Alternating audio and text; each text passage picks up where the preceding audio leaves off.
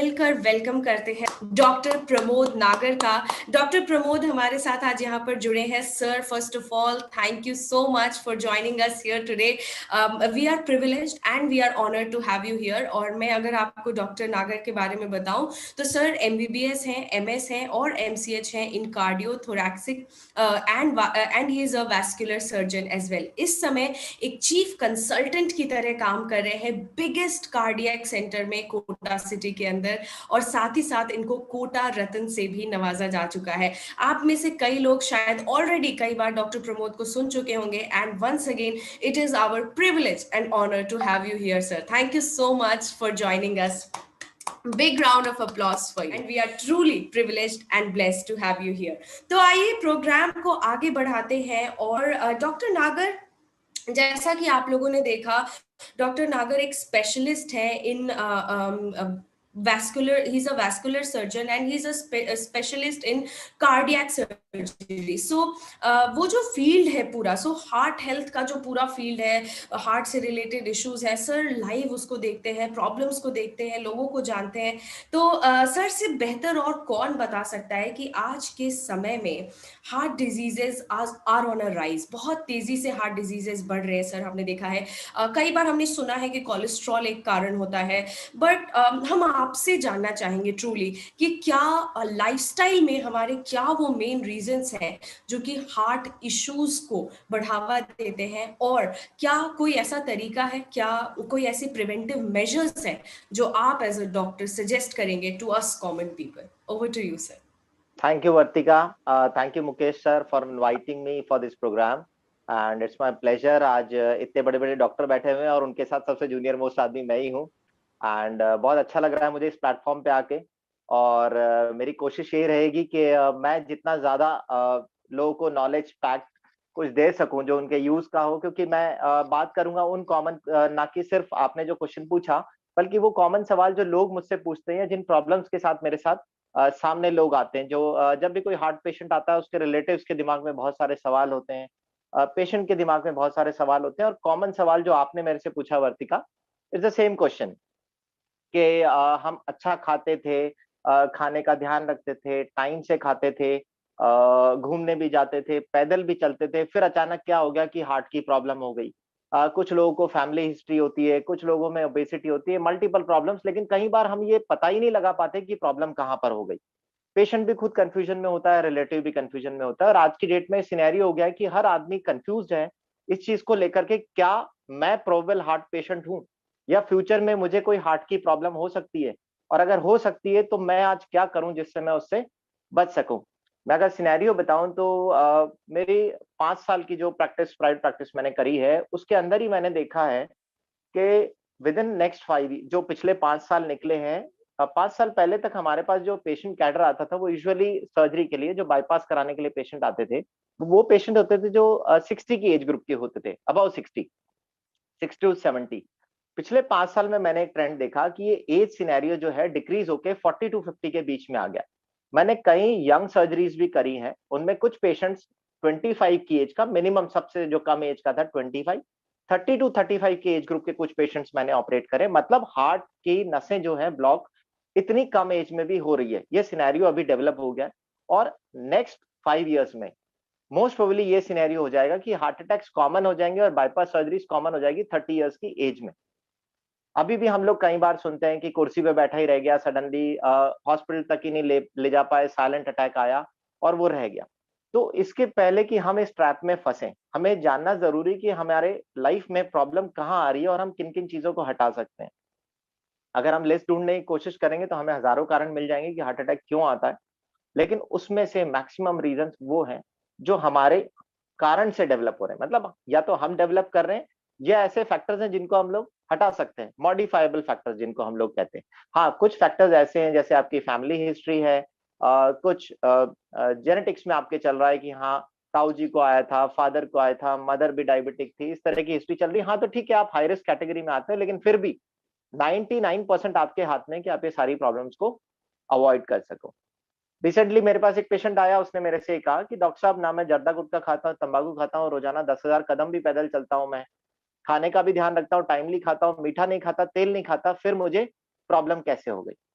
एक बार को मुझे भी सोचना पड़ा कि प्रॉब्लम कैसे हो गई। फिर मैंने उससे कहा क्या आप सूंघते हो, हवा सूंघते हो? उसके रिलेटिव्स ने बड़ी अजीब नजरों से मेरी तरफ देखा, क्योंकि मेरे पास और कोई कारण नहीं था। रिसेंटली मैंने लिटरेचर पढ़ा था कि जब आप रोड पे पैदल चलते हो तो जो डीजल बर्न करता है उसमें एटलीस्ट 350 से 400 ऐसे टॉक्सिन्स निकलते हैं जिनको आप इनहेल करते हो तो बॉडी में मल्टीपल प्रॉब्लम्स डेवलप होती है। और कहाँ ऐसी जगह नहीं है जहाँ गाड़ियां नहीं चलती। तो क्या सिर्फ स्मोकिंग वही एक चीज है जहां आप सिगरेट स्मोक कर रहे हो? क्या वो जो धुआं आप सूंघ रहे हो वो प्रॉब्लम नहीं कर रहा है आपको? जो खाना आप खा रहे हो क्या वो आपको प्रॉब्लम नहीं कर रहा है? क्या एब्सोल्युटली सर। उनमें कुछ फैक्टर्स नहीं छुपे हुए? तो हमें जब बात करनी है अपने सिस्टम की, चाहे मैं आज कार्डियक सर्जन हूं पर मैं इस बॉडी को एज अ सिस्टम देखता हूँ। अकेला हार्ट नहीं चल सकता, है ना? अगर हम ऑर्गन्स के बीच में लड़ने लगे कि ब्रेन बहुत इंपॉर्टेंट है या हार्ट बहुत इंपॉर्टेंट है, पेट बहुत इंपॉर्टेंट है, कोई एक सिस्टम बहुत इंपॉर्टेंट नहीं है। ये सब सिस्टम एक दूसरे के साथ मिलके काम करते हैं और हम किसी सिस्टम पे कॉम्प्रोमाइज नहीं कर सकते।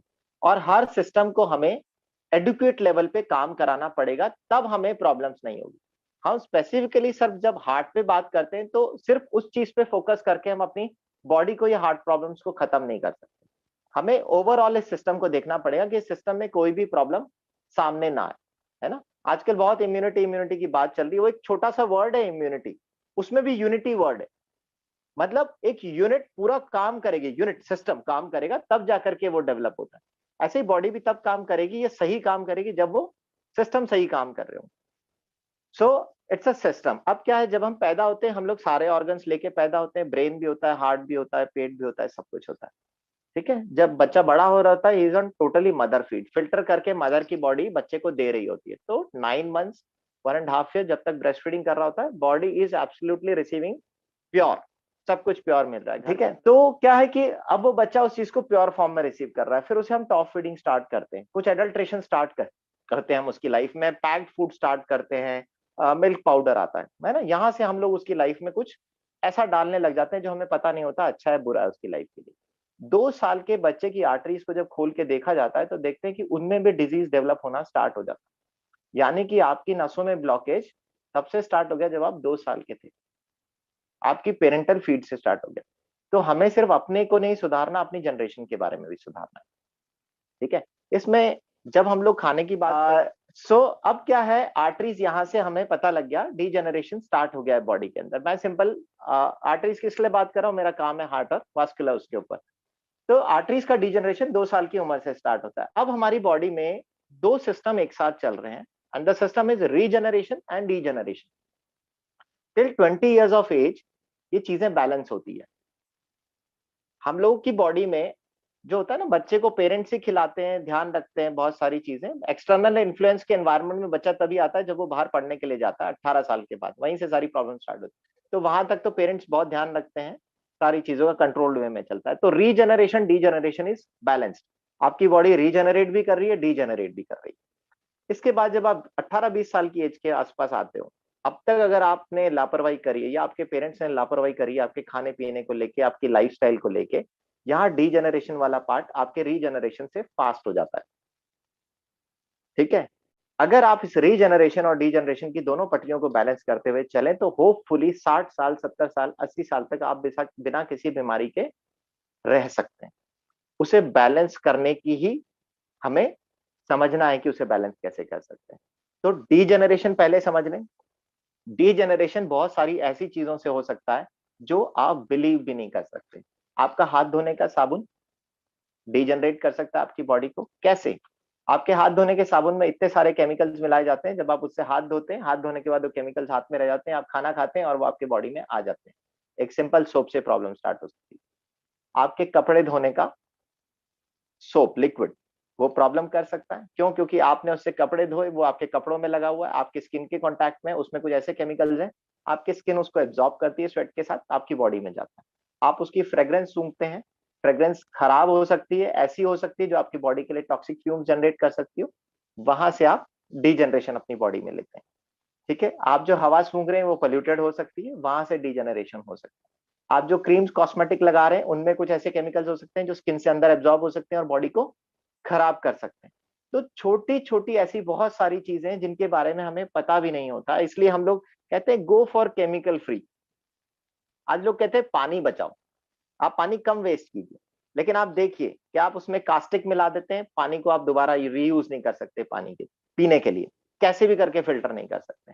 तो कुछ बायोडिग्रेडेबल चीजें लाइफ में लाना, कुछ केमिकल फ्री चीजें लाइफ में लाना। घर के अंदर सफाई के लिए पोछा लगाते हैं हम लोग, फिनाइल और पता नहीं बहुत सारी चीजें आती है, हार्ड टॉक्सिक्स आपके रूम के एयर में वो केमिकल्स घूमते रहते हैं, जिसकी वजह से आप डिजीज एक्वायर करते हो। और हम कभी नहीं सोचते आप क्या कर रहे हो, फर्श पे बैक्टीरिया मार रहे हो, लेकिन उस फर्श पे बैक्टीरिया मारने के साथ आपने ये नहीं सोचा कि ये कमरे में ये हवा घूमती रहेगी, इसे हमारे बच्चे सूंघेंगे, हम सूंघेंगे, और ये किसी डिजीज फैक्टर को डेवलप कर देगी। तो सबसे पहले ये डीजेनरेशन वाले पार्ट हमें लाइफ से हटाने हैं। जब ये हट जाएंगे तो हम रीजेनरेशन की बात करेंगे। रीजेनरेशन में फिर हमारी डाइट और लाइफस्टाइल आता है। इसमें क्या होता है, अमूमन जो लोग कॉमनली करते हैं, जब भी बात होती है कि आप अपनी बॉडी के लिए क्या अच्छा कर रहे हैं, हम एक्सरसाइज कर रहे हैं, हम योगा कर रहे हैं, हम 10,000 कदम चलते हैं, क्या ये तरीका है एक्सरसाइज करने का? वाकई यही मेंशन्ड है कि योगा ऐसे ही करना है कि आप लंबी लंबी सांसें खींच रहे हैं, आपकी बॉडी की एक्सरसाइज हो गई? या आप 10,000 कदम चलने से वाकई आपकी बॉडी में एक्सरसाइज हो रही है? क्या आइडल तरीका है वो? क्या आपने किसी ट्रेनर से सीखा है, कहीं पढ़ा है, या सिर्फ व्हाट्सएप और फेसबुक के मैसेज पढ़ के आप लग गए कुछ करने के लिए? आइडली जब एक्सरसाइज के लिए कहा जाता है तो कहा जाता है आपकी बॉडी की एक्सरसाइज तब होगी जब आप अपने सर्कुलेशन को 1.5 टाइम्स इंक्रीज कर देंगे। मतलब आपकी बेस रेट अगर, हार्ट रेट अगर 80 है, तो अगर वो 120 चली गई, इसका मतलब आपने एक्सरसाइज स्टार्ट कर दी है, और फिर उस एक्सरसाइज को आपको एटलीस्ट 10 से 15 मिनट सस्टेन करना है, तब आपकी बॉडी का वर्कआउट होता है। ऐसा कितना लोग करते हैं? नहीं करते, क्योंकि जानकारी नहीं होती। चलो ठीक है, एक्सरसाइज की हमने जानकारी ली, तो एक्सरसाइज इज ओनली 20 to 30%, बाकी 70% हमारा खाना आ जाता है। तो सारी बीमारियां जो आती है वो यहां से आती है, क्योंकि 70% जो हमारा खाने का पार्ट है, हम उस पर कभी फोकस नहीं करते। हमें कोई समझाने की भी कोशिश करता है तो हम उसको अवॉइड कर देते हैं। किस लिए? क्योंकि हर आदमी सबसे पहले ये कहता है कि मैं तो अच्छा ही खाता हूं। पर इस अच्छे की परिभाषा क्या है? कौन डिफाइन करता है अच्छा क्या है?